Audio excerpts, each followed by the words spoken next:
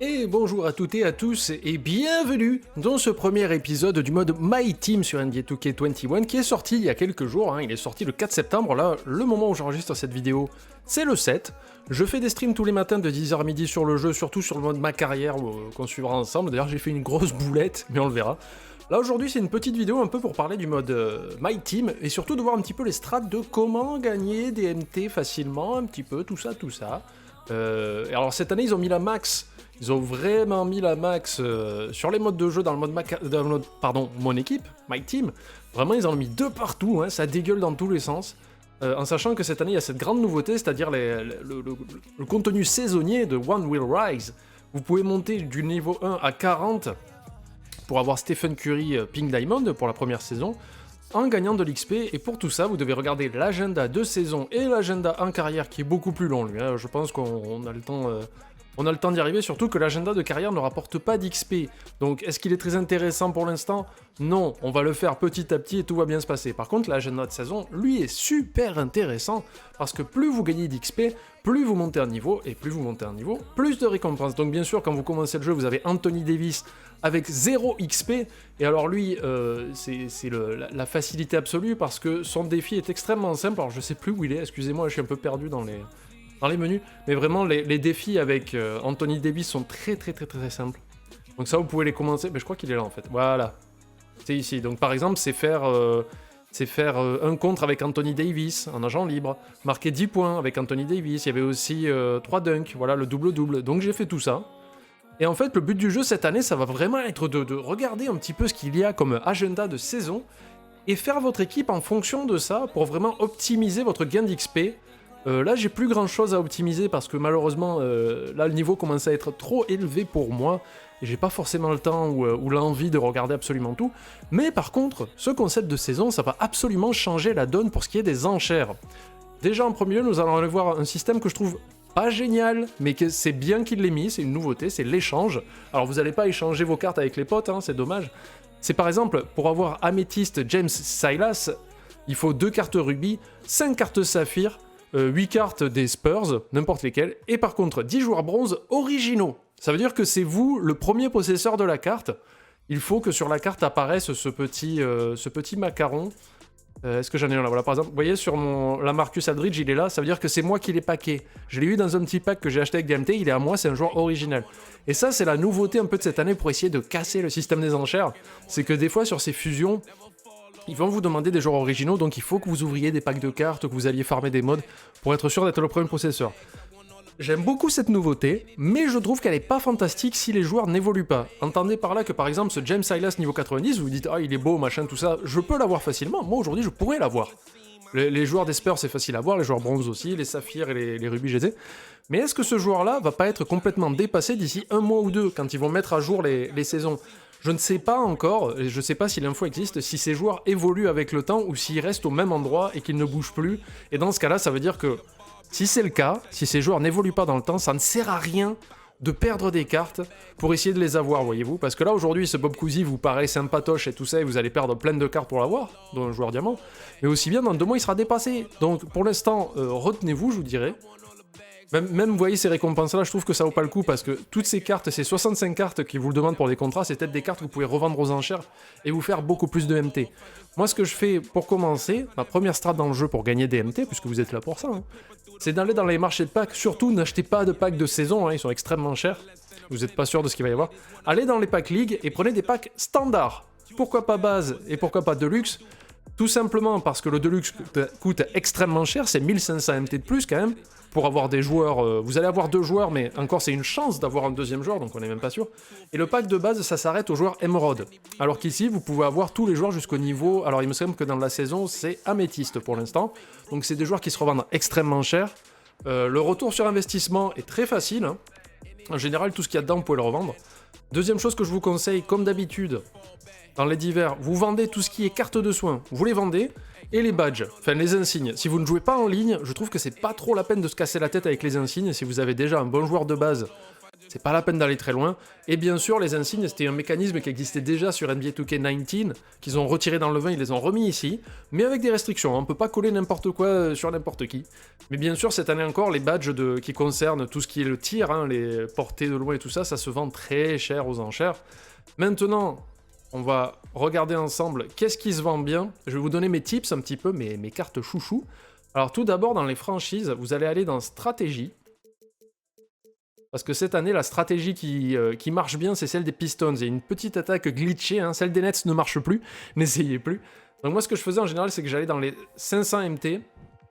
Bon là, les joueurs ont commencé à se raviser, hein. Bien sûr, ils vont pas... Vous voyez, et cette carte-là des Pistons se vend extrêmement cher. Et comme il y a toujours des petits inconscients qui mettent la carte pas chère, vous voyez, 5900, 3850, moi je dirais que son prix, c'est entre 4 et 5000 MT, vous pouvez facilement les vendre, les stratégies des Pistons. En sachant qu'il y a cette petite attaque glitchée, si vous voulez, je pourrais vous la montrer un de ces quatre. Mais ça part relativement bien, et toujours il y a des inconscients qui font pas attention et qui vont la mettre à 500 MT, 250 MT en pensant que ça ne vaut rien. Moi j'ai réussi à en choper 3. J'en ai gardé une pour moi pour tester cette attaque un peu glitchée. Hop là, elle est où? Elle est là. Donc c'est l'attaque bronze. Hein. Et ça marche bien, mais bon, je m'en sers pas trop parce que ça tue un peu le jeu. Et les deux autres, je les ai revendus 4000 chacun. Voilà, tranquille. Ensuite, mon petit joueur fétiche qui est un petit peu caché, vous allez mettre le badge, le filtre argent et vous allez taper Forbes. C'est Bryn Forbes. C'est une carte silver qui se revend facile entre 3 et 4000 MT. Alors que cette année, vous voyez, 4950, elle est très rare cette carte. Alors que cette année, les cartes silver n'ont plus le même montant que l'année dernière. Ces dernières années, les cartes argent se revendaient très très cher, maintenant ce n'est plus le cas. Il n'y a que quelques exceptions. Voilà. Et Bryn Forbes, je vous le conseille, alors vous faites comme d'habitude, hein, comme je vous ai enseigné auparavant. Vous mettez par exemple 2000 MT, moi j'ai que 2000 MT, en sachant qu'il se revend 4000. Et en enchère maximum, vous allez monter de 50 en 50, voilà, en regardant un film à côté. Et là, vous montez au fur et à mesure.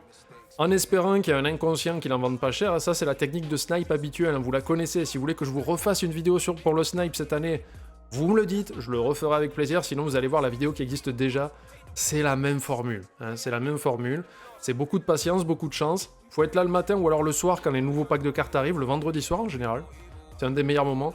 Quand ils sortent les packs de cartes à 5h, revenez vers 7h et commencez à faire du snipe, et là vous allez voir des trucs tomber dans tous les sens.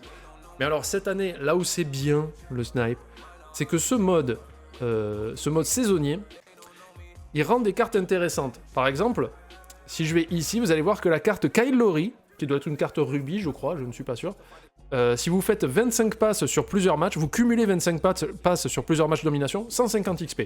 OJ Anunoby, pareil, elle vaut très cher, c'est une carte or que j'ai d'ailleurs. Il faut arriver à si vous faites dans un match avec lui 3 interceptions, 150 XP. Si vous faites 3 paniers à 3 points, 100 XP, voyez-vous. Les joueurs des Clippers aussi doivent valoir un petit peu cher. Si vous jouez avec un mode limité, c'est ce nouveau mode qui est là le week-end, 200 XP. Ensuite, il y a des moments, vous voyez, il y en a plusieurs, il y a Enfuego, ça je crois que c'est pour Jimmy Butler, voilà, la carte Jimmy Butler vaut cher. Les meilleures cartes, je trouve, à chercher aux enchères, pour aller faire du snipe, et qui mine de rien rapporte, par exemple, c'est la carte de Marc Gasol. Alors n'importe quelle carte Marc Gasol, il y en a une qui est dans les packs Stencil, il y en a une dans l'édition 2020. Alors, il faut jouer 29 minutes avec lui, 250 XP, c'est énorme. Gagner un match domination, c'est très simple à faire. Il suffit qu'il soit dans la team, hein, c'est même pas la peine qu'il joue. 200 XP, boum. Marquer 6 paniers à 3 points, c'est un peu plus compliqué, mais ça se fait. 300 XP, c'est énorme. Ensuite, vous avez aussi Peja Stojakovic, vous avez Jeff Teague, Wally Szczerbiak, Mike Bibby, Rashard Lewis. Ça, ce sont des joueurs que vous pouvez avoir dans les packs ou aux enchères, qui peuvent passer inaperçus parce que souvent, c'est des cartes or, rubis. Donc ou émeraude, les gens se disent « Ah, mais c'est une petite carte de merde, je la revends pas cher », alors qu'en fait, si elles ont énormément de valeur. Regardez la carte Rashard Lewis, ces modes, en fait, ces défis, vous pouvez gagner jusqu'à 900, plus de 1000 XP. Je vais pas faire le calcul mental, parce que là, je suis en train de me fatiguer, ça fait 800, ça fait 1300. Vous pouvez faire 1300 XP juste en ayant Rashard Lewis, donc c'est une carte qu'il faut. Et donc, si vous voulez savoir quelles cartes ont de la valeur, vous venez là-dedans, vous regardez un peu les joueurs, Marc Gasol, Peja Stojakovic, Jeff Teague, Wally Szczerbiak, Mike Bibby et Rashard Lewis, vous mettez ces 6 mecs-là dans l'équipe et vous faites leurs défis. Et souvent, vous pouvez même les faire en pro, en all-star, peu importe, mais vous regardez juste les spécifications. Et là, rien que sur un match, si vous jouez ça intelligemment, vous pouvez faire énormément d'XP et monter très très vite. Ensuite, vous avez les défis avec les cartes récompenses. Alors moi, j'ai réussi à débloquer Rick Fox. Voyez-vous, j'ai réussi à faire ces 2 premiers défis, mine de rien ça fait 450 XP. Antoine Walker, Tony Parker, Rex Grant, tout ça ce sont des cartes récompenses, donc vous pouvez pas les acheter, il faut les gagner, tout simplement. Mais si vous voulez chercher quoi sniper dans les enchères, vous les avez ici dans les agendas de saison. Et ensuite, je vous invite à regarder vous-même un petit peu les défis, parce que par exemple, il y en a un qui est très simple, c'est gagner un match domination en ayant 3 joueurs des Blazers dans l'équipe. C'est très facile à faire, mais du coup, ça veut dire que les joueurs des Blazers, ce temps-ci, sont un petit peu plus chers que les autres joueurs, par exemple, en carte bronze. Une carte bronze, en général, aux enchères, ça s'achète, 500, 600 MT. Ben là, les joueurs des Blazers, ça sera minimum 1200 MT. Vous voyez, pareil pour les joueurs des Minnesota Timberwolves. Il y a un défi avec eux, il faut en avoir 5.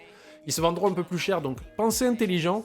Allez dans les agendas de saison. Moi, chaque semaine, j'essaierai de vous faire un petit peu la mise à jour de tout ça, pour que vous sachiez où chercher, mais déjà, grâce à ça, maintenant, vous savez quelles cartes valent le coup. Après, il y a toujours des petites cartes secrètes, cachées, n'hésitez pas à les partager dans les commentaires de la vidéo, il faut qu'on soit une communauté solide, qui s'entretient, qui s'aide. Là, en plus, ils ont mis le patch sur le shooting, donc c'est un peu plus facile de jouer si vous êtes comme moi un joueur solo. Le multijoueur, j'y toucherai pas, parce que je me considère pas assez fort pour aller gagner dans ces modes-là, mais du moins, dans les enchères, maintenant, vous savez quelle carte il faut aller chercher, quelle carte il faut essayer de sniper. Maintenant, je sais que vous allez me poser de la compétition facile. Par exemple, là, je vais regarder Jeff Teague, vous voyez, il se vend 4000 balles, facile. Je le vois à 2800, ça peut aller. Mais là, si j'arrive par exemple à le choper, allez, 2800, on va dire qu'on le revend 2800. Même à 1200 MT, si j'en trouve un à 1200 MT, c'est tout bénef après de le revendre, même s'il y a les 10% qui partent. Mais maintenant, au moins, vous connaissez les cartes à sniper, vous connaissez les modes de jeu, et franchement, les récompenses que vous voyez au fur et à mesure, vous voyez les badges insignes, là vous en gagnez, pouf, on les revend. Les badges, les jetons, je les garde, pardon. Vous avez des packs de cartes, vous avez les tableaux, ça c'est une grande nouveauté qui me fait beaucoup rire et que j'aime beaucoup, parce que ce sont des panneaux de cartes, un peu comme dans WWE Supercard, que vous retournez, et des fois vous pouvez gagner des pioches supplémentaires, vous pouvez même gagner une carte Pink Diamond dessus. Voilà, vous voyez, là les badges, je les revends. Rick Fox, il y a des défis à faire avec, on les fait, on gagne de l'XP facile, des packs de cartes, encore des insignes à vendre, des jetons, encore le panneau à retourner. Le mode de jeu est gavé, et vraiment, soit vous passez du temps dans les enchères et vous essayez de sniper ces joueurs qu'on vient de voir qui servent à gagner de l'XP, soit vous vous débrouillez pour avoir ces joueurs dans votre formation et vous gagnez de l'XP. Et moi, ce que je fais en général, c'est que je remplis les défis, comme j'ai déjà fait les défis avec MyBB, Margazol et tout ça, et une fois que j'ai fini, je les vends, parce que je sais qu'ils valent cher et qu'ils me servent plus à rien et que je m'en fous un peu derrière. Voilà, c'était mes tips pour le mode My Team. Pour commencer, n'hésitez pas à me dire dans les commentaires si vous avez des questions particulières que je peux répondre sur la prochaine vidéo, ou si vous-même vous connaissez des strats pour s'améliorer dans le jeu, en défense, en attaque. Encore une fois, je le dis, il faut que cette année on ait un esprit communautaire. Moi je suis un mégaphone, je ne suis pas un prophète ou un gars qui a la science infuse, je suis votre voix. Ce que vous direz dans les commentaires, s'il y a des choses pertinentes, je les passerai dans la seconde vidéo, bien sûr, en mettant votre commentaire, je prendrai une capture d'écran et je la mettrai. Mais il faut qu'on s'entraide tous aujourd'hui pour que le jeu soit encore plus agréable et encore plus fun. Cette année, le mode My Team, il y a beaucoup de choses, beaucoup de contenu, extrêmement fun. Donc faisons en sorte, aidons à faire en sorte que nous-mêmes aidions à ce que le mode soit encore plus fun. Voilà. Merci d'avoir regardé cette vidéo, n'hésitez pas à vous abonner, à activer la cloche, et à bientôt!